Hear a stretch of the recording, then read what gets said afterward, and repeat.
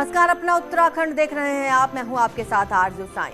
खबर देहरादून से है। देहरादून में मुख्यमंत्री पुष्कर सिंह धामी कल रात तकरीबन 11 बजे दिल्ली पहुंचे। मुख्यमंत्री धामी का दिल्ली दौरा बेहद अहम माना जा रहा है, जहां सीएम धामी आज प्रधानमंत्री मोदी और केंद्रीय मंत्रियों से मुलाकात कर सकते हैं।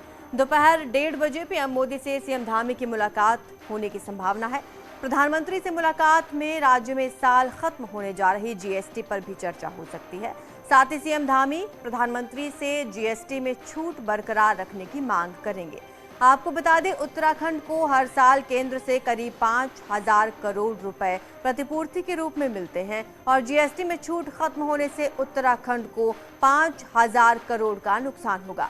सीएम के साथ सचिव वित्त आर मीनाक्षी सुंदरम भी मौजूद रहेंगे। कुछ देर में प्रधानमंत्री के साथ अहम मुलाकात हो सकती है सीएम धामी की। माननीय मुख्यमंत्री से मेरी चर्चा हुई है और हम कोशिश कर रहे हैं कि इस दिशा में हम लोग प्रधानमंत्री से बात करें और मुझे उम्मीद है कि बहुत जल्द वो हमारा समय आएगा जब माननीय प्रधानमंत्री से अपने यहाँ की जो जीएसटी का पैसा जो हमें प्रतिपूर्ति के रूप में मिल रहा था वो हमें ख़त्म हो रहा है जून में, उस दिशा में हम बात करेंगे। वैसे भी 28-29 जून को चंडीगढ़ में भी एक जीएसटी काउंसिल की बैठक हो रही है, उसमें मैं जा रहा हूँ। मौका लगे तो वहाँ भी बात करूँगा, यानी कैसे हम अपने जीएसटी की जो प्रतिपूर्ति है कैसे उसका हम लोग उस एवज में हम काम कर सकें, हम प्रयास कर रहे हैं। माननीय मुख्यमंत्री जी इस बारे में बहुत गंभीर हैं। दिल्ली दौरे पर हैं सीएम पुष्कर धामी। कल रात दिल्ली पहुंचे हैं। आज प्रधानमंत्री मोदी के साथ कुछ ही देर में उनकी मुलाकात होने वाली है, जिसमें वो अहम मुद्दा रखेंगे जीएसटी से जुड़ा हुआ उत्तराखंड का, ताकि उत्तराखंड को छूट मिले।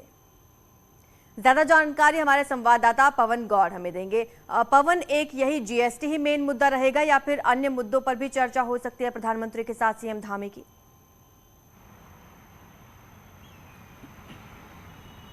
देखिए, सबसे पहले अपने दर्शकों को बता दूं कि प्रधानमंत्री आवास पर मुख्यमंत्री पुष्कर सिंह धामी पहुंच चुके हैं और अब दोनों ही लोगों की मुलाकात जो है वो शुरू हो चुकी है। अब से थोड़ी देर पहले, तकरीबन 5 मिनट पहले, मुख्यमंत्री पुष्कर सिंह धामी प्रधानमंत्री आवास यानी 7 लोक कल्याण मार्ग पर पहुंच चुके हैं और दोनों ही नेताओं की जो बैठक है वो शुरू हो चुकी है।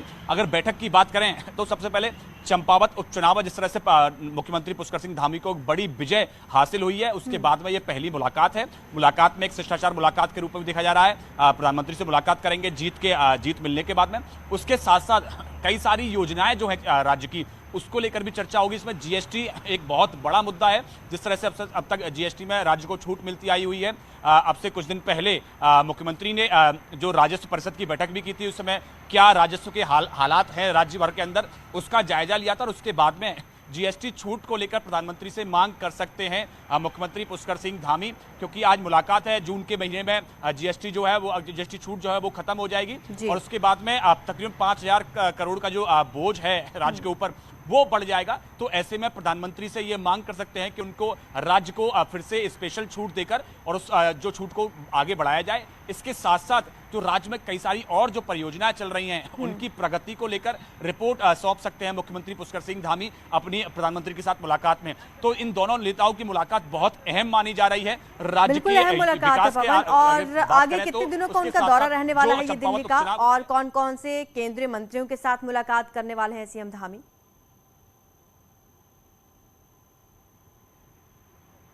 देखिए, कल रात तकरीबन 11 बजे मुख्यमंत्री दिल्ली पहुंचे। उसके बाद में आज सुबह उन्होंने मंत्री जो केंद्रीय मंत्री है प्रहलाद जोशी, उनसे मुलाकात की और मुलाकात में जो एनडीए की उम्मीदवार हैं राष्ट्रपति द्रौपदी मुर्मू, उनके प्रस्तावक जो पत्र है उस पर हस्ताक्षर किए। यानी कि मुख्यमंत्री पुष्कर सिंह धामी जो राष्ट्रपति की उम्मीदवार हैं द्रौपदी मुर्मू, उनके प्रस्तावक भी बनेंगे, उस पर हस्ताक्षर किए। उनके साथ साथ अभी प्रधानमंत्री से मुलाकात चल रही है और प्रधानमंत्री से मुलाकात के बाद में शाम को 4 बजे केंद्रीय रक्षा मंत्री राजनाथ सिंह से मुलाकात होगी।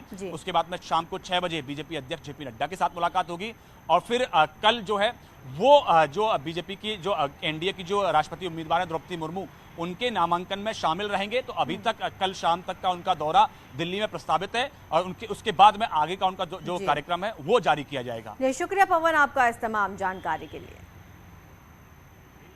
दिल्ली दौरे पर हैं सीएम पुष्कर सिंह धामी और अभी प्रधानमंत्री के साथ उनकी मुलाकात होनी है। प्रधानमंत्री आवास पर पहुंच चुके हैं पुष्कर धामी और उसके बाद शाम को अन्य केंद्रीय मंत्रियों के साथ भी मुलाकात करेंगे।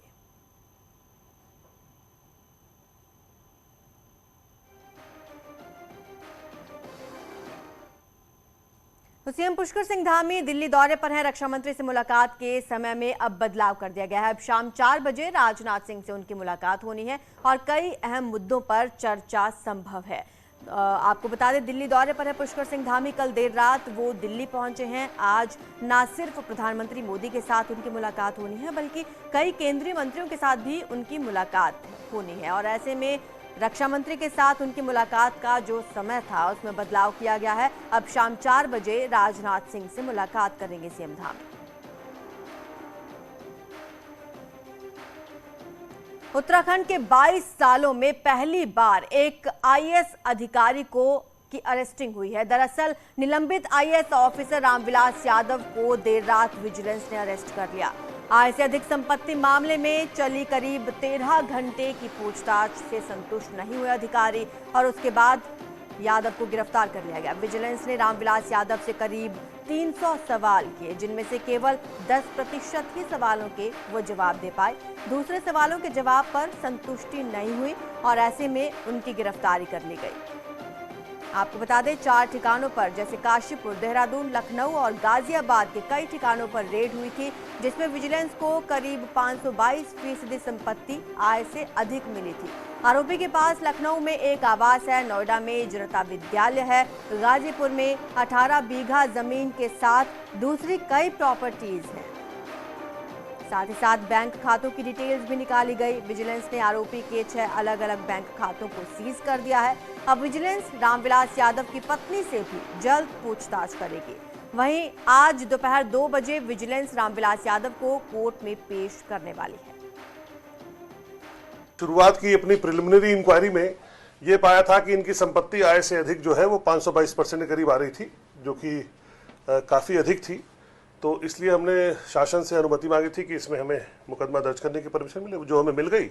उसके बाद हमने जो जांच की तो जांच में हमें कई सारे ऐसे दस्तावेज मिले जो उनके घरों के छापे से भी मिले, जो कि ऐसे थे जिससे कि हम इनके भ्रष्टाचार के ऊपर काफ़ी मतलब साक्ष्य जिसको कहते हैं मिला हमें।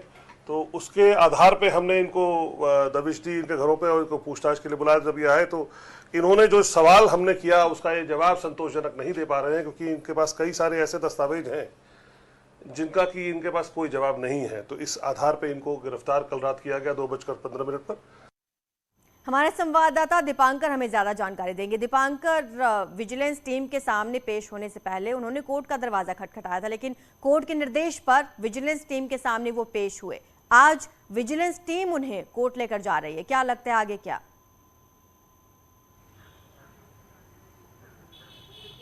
बिल्कुल, आपसे कुछ देर के बाद रामविलास यादव को कोर्ट में पेश किया जाएगा। विजिलेंस की टीम, जो खबर है कि विजिलेंस हेडक्वार्टर से रवाना हो चुकी है और अब रामविलास यादव को यहां पर लाया जाएगा कोर्ट पे। और विजिलेंस की कोशिश यही है कि उन्हें रिमांड पर मांगे वो कोर्ट से कि उन्हें रिमांड पर दिया जाए, क्योंकि बहुत सारे ऐसे तथ्य हैं जिनकी बात अभी अमित सिन्हा भी कह रहे थे कि कई तथ्यों की भी जांच होनी है, कई और सवाल जवाब अभी होने हैं। जो 522% ज्यादा प्रॉपर्टी है, मतलब 522 करोड़ के आसपास की जो प्रॉपर्टी है वो कहां से जुटाई गई, किसने दी, उसका पैसा कहां से बनाया, किसके वो नाम पे, ये सारे सवाल भी रामविलास यादव से पूछे जाएंगे। जो खबर हमारे पास है कि रात 2:15 बजे जब उन्हें अरेस्ट किया गया, विजिलेंस के हेडक्वार्टर में ही उन्हें रखा गया है। सुबह 6 बजे उन्हें वहां उठाया गया और अब उन्हें वहां से निकल चुकी है टीम विजिलेंस की। और अब से कुछ देर के बाद, यानी माना जा रहा है कि 20 से 25 मिनट के बाद 2 बजे के आसपास उन्हें कोर्ट में जज के सामने पेश किया जाएगा और फिर कोर्ट क्या इस पर आगे प्रोसीड करता है उस पर नजर रहेगी। जी दीपांकर, एक अहम अपडेट आपसे ये भी मिला कि अब उनकी पत्नी से भी पूछताछ हो सकती है। क्या लगता है विजिलेंस टीम को ये लग रहा है कि जिन सवालों के जवाब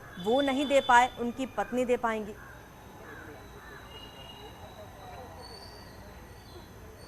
अब बिल्कुल सबसे अहम बात यही है कि अब कोर्ट अगर विजिलेंस को सौंपता है, रिमांड अगर विजिलेंस के पास रहती है यहाँ पर रामविलास यादव की, तो फिर गोरखपुर, लखनऊ, गाजियाबाद, जहां पर भी संपत्ति है रामविलास यादव की, वहां पर विजिलेंस की टीम उन्हें लेकर जा सकती है। वहां पर जिन लोगों के नाम पर प्रॉपर्टी है, चाहे उनकी पत्नी हो या दूसरे उनके सगे संबंधी हो, जिनके नाम पर भी प्रॉपर्टीज है, उनसे पूछताछ होगी। क्योंकि अब विजिलेंस के हाथ पूरी तरह ओपन है। जो मेन आरोपी है वो विजिलेंस के सामने है और अब विजिलेंस को अपनी जांच को यहाँ पर आगे बढ़ाना है। तो ऐसे विजिलेंस जितने आरोपी और और उसके साथ जुड़े हुए लोग हैं उन सभी से जांच करेगी और इसमें जाहिर तौर पर जो रामविलास यादव का परिवार है या जो सगे संबंधी है उनसे भी पूछताछ होगी। शुक्रिया दीपांकर आपका इस तमाम जानकारी के लिए। तो आपको बता दें कि आय से अधिक संपत्ति के मामले में उत्तराखंड के चर्चित आईएएस रामविलास यादव को कल ही सस्पेंड कर दिया गया। मुख्यमंत्री पुष्कर सिंह धामी ने बड़ा एक्शन लिया और रामविलास यादव को सस्पेंड कर दिया गया। 30 जून को रामविलास यादव का रिटायरमेंट है, लेकिन रिटायरमेंट से ठीक पहले रामविलास यादव को सस्पेंड किया गया है।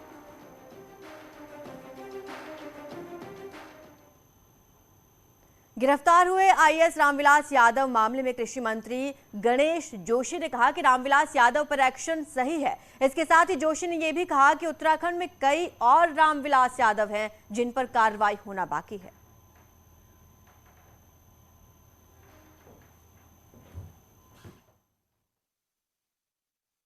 गिरफ्तार हुए, यही नहीं, मैंने पहले भी कहा था कोई भी हो, ये तो एक रामविलास है, कई रामविलास यहाँ पर हैं और कहीं पर ऐसा कोई पाया जाएगा तो उसके खिलाफ कार्रवाई होगी। ये संदेश इस कार्रवाई ने उनको दे दिया। उत्तराखंड में कई और रामविलास हैं। कृषि मंत्री गणेश जोशी के इस बयान पर अब सियासत गर्मा गई है। कांग्रेस प्रदेश उपाध्यक्ष मथुरा दत्त जोशी ने सवाल पूछा है और जिन रामविलास की बात गणेश जोशी कर रहे हैं उन्हें कहां छुपा कर रखा गया है। वहीं सवाल ये खड़ा होता है कि जिन विभागों में रामविलास जैसे अधिकारी रहे, क्या बीते 5 सालों में उन विभागों के मंत्रियों का भी संरक्षण रहा? कमाल नहीं कर दिया है। और जहां तक गणेश जोशी जी की बात है कि उन्होंने कहा कि हमारे पास कई रामविलास यादव हैं, तो मैं तो ये पूछना चाहता हूँ रामविलास यादव हैं कहाँ? विगत 5 वर्षों से 6 वर्षों से उनकी सरकार उत्तराखंड में काम कर रही है। जीरो टॉलरेंस की बात करते हैं। अगर ऐसे कहीं है तो ये कहाँ छिपा के रखे हैं? कृपया उनको भी बाहर निकालिए या अपना भी देख लीजिए। मंत्रियों के ऊपर भी तो देखें, जिन मंत्रियों के अधीन ये अधिकारी काम कर रहे हैं, क्या उन मंत्रियों का संरक्षण इन अधिकारियों को नहीं है? दिल्ली पहुंचे चकराता से कांग्रेस विधायक प्रीतम सिंह ने बीजेपी पर निशाना साधा। प्रीतम ने कहा कि उत्तराखंड सरकार का काम हर दिशा में विफल साबित हुआ। वहीं अग्निपथ योजना पर उन्होंने कहा कि उत्तराखंड ऐसा राज्य है जहां से लोग सेना में जाते हैं, देश के लिए काम करते हैं, और अगर सरकार युवाओं को रोजगार देना चाहती है तो जो सेना की भर्ती 2 साल से नहीं हुई उस पर भर्ती कराई जाए, ना कि रोजगार के साथ खिलवाड़ किया जाए।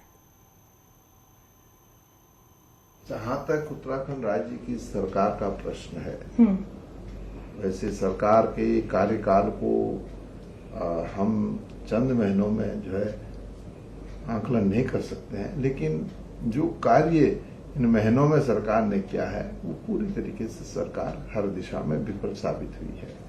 आपने कहा कि अग्निपथ का क्या असर है? अग्निपथ का असर पूरे देश के अंदर है, ये सिर्फ उत्तराखंड में नहीं। उत्तराखंड राज्य तो ऐसा राज्य है जहां पर लोग जो है सेना में अपनी सेवा देने का काम करते हैं और इस देश की सीमाओं की सुरक्षा करने का काम करते हैं।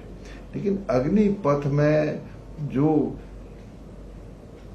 रूपरेखा सामने आई है, आप देखिए 18 से 23 की उम्र के लोग जो है, चारधाम में श्रद्धालुओं के पहुंचने का सिलसिला लगातार बढ़ता जा रहा है। अब तक कुल 24,17,000 श्रद्धालु दर्शन कर चुके हैं। बद्रीनाथ में कुल 8,10,000 श्रद्धालुओं ने दर्शन किए। केदारनाथ में 7,88,000 श्रद्धालु पहुंचे हुए हैं, जबकि गंगोत्री धाम में अब तक 4,05,000 और यमुनोत्री में 3,13,000 श्रद्धालु अब तक दर्शन कर चुके हैं। हेमकुंड साहिब में 1 लाख श्रद्धालुओं ने दर्शन किए। गंगोत्री यमुनोत्री धाम में रिकॉर्ड यात्री पहुंचने का सिलसिला जारी है और यात्री मोदी और धामी सरकार की यात्रा व्यवस्था से गदगद नजर आ रहे हैं। रिपोर्ट देखिए।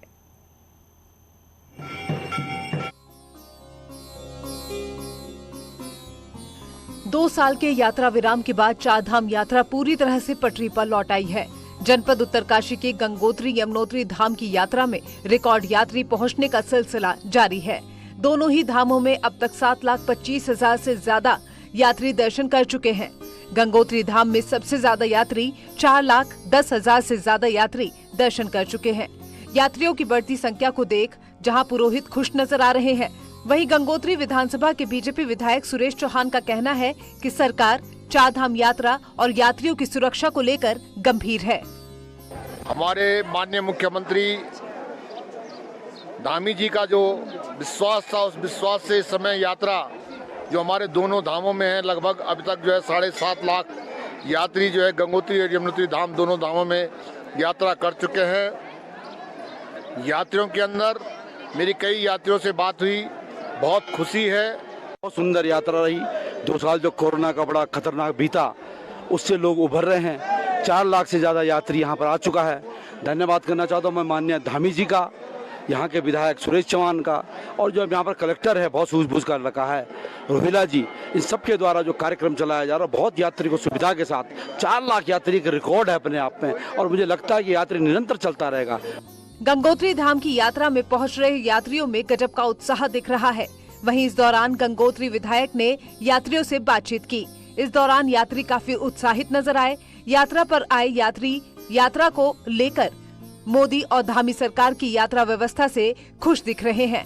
बहुत ही अच्छे है और जगह जगह पुलिस है बताने के लिए। मोदी सरकार का धन्यवाद। और मोदी सरकार, धामी सरकार और मोदी सरकार का बहुत बहुत धन्यवाद, जिन्होंने यहाँ पे बहुत अच्छी सुविधा दी है और यात्रियों का बहुत तरीके से अच्छा ध्यान रखा है। पूरे 2 साल बाद चारधाम यात्रा पटरी पर लौट आई है। हालांकि अब मौसम यात्रा पर बड़ी चुनौती रहने वाला है, जिसको लेकर प्रशासन तैयारी में जुटा हुआ है। न्यूज़ 18 के लिए उत्तरकाशी से बलबीर परमार की रिपोर्ट। रुद्रपुर में कल आवास विकास में आईलेट सेंटर के मैनेजर को कुछ लोग जबरन कार में उठाकर ले जाने का एक मामला सामने आया। परिजनों की सूचना पर पुलिस ने शहर में नाकेबंदी की और सीसीटीवी फुटेज खंगाले गए, जिसकी मदद से जो किडनैप हुआ मैनेजर उसे सितारगंज से बरामद कर लिया गया। आरोपी पूरनपुर पीलीभीत के बताए जा रहे हैं। पुलिस का कहना है कि पैसे के लेन देन का ये विवाद था, जिसके चलते मैनेजर को किडनैप किया गया। तो पीलीभीत के बताए जा रहे हैं आरोपी दरअसल आईलेट सेंटर के मैनेजर को किडनैप किया गया था, जिसके बाद पुलिस ने सितारगंज से उन्हें बरामद कर लिया है। कल जबरन कार में बैठाकर ये आरोपी मैनेजर को ले गए थे।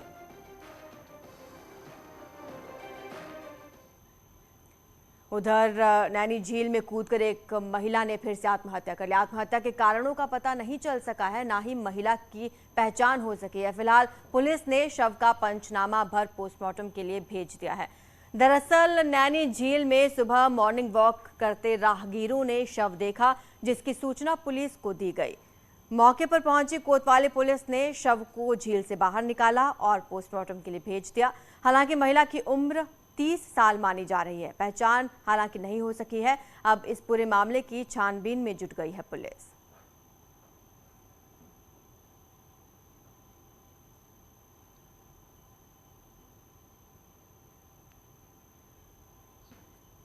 बजे के लगभग जो है एक सूचना प्राप्त हुई थी 112 से कि जो हमारे नैनी झील है उसमें एक डेड बॉडी है, जिस पे जो है तुरंत मौके पर जाके देखा गया तो झील में जो है एक महिला की बॉडी तैरती हुई मिली है, जिसकी अभी तक शिनाख्त नहीं हो पाई है।